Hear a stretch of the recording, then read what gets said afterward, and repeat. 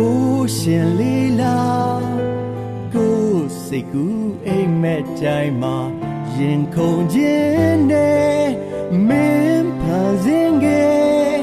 အချစ်ရဝန်းတဲ့ဒုခဏလေးရင်နှီးခဲ့တဲ့ဒီတသက်လုံးအတွက်မမေ့ဘူးရင်တဲ့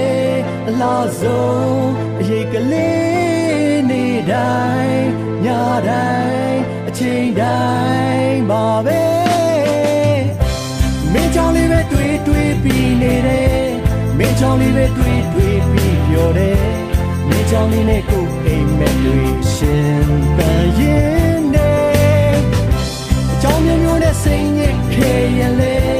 မင်းကြောင့်လေးပဲတွေ့ပြီးဖြေတယ်မင်းကြောင့်လေးနဲ့ကိုယ်ရဲ့ဘဝကိုကဲတည်ရင်နဲ့ချစ်တယ်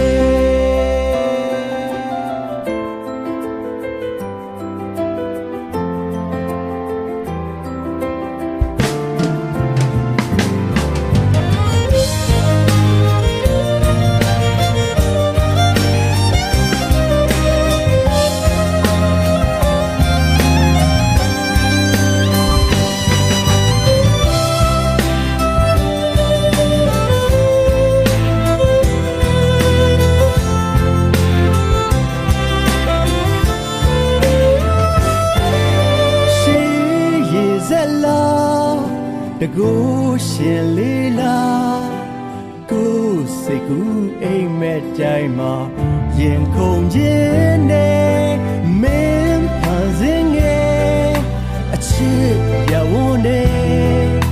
ဒုခဏလေးရင်နှီးခဲ့တဲ့ဒီတစ်သက်လုံးအတွက်မမေ့ဘူးရင်တဲ့အလားဆုံးအရေးကလေး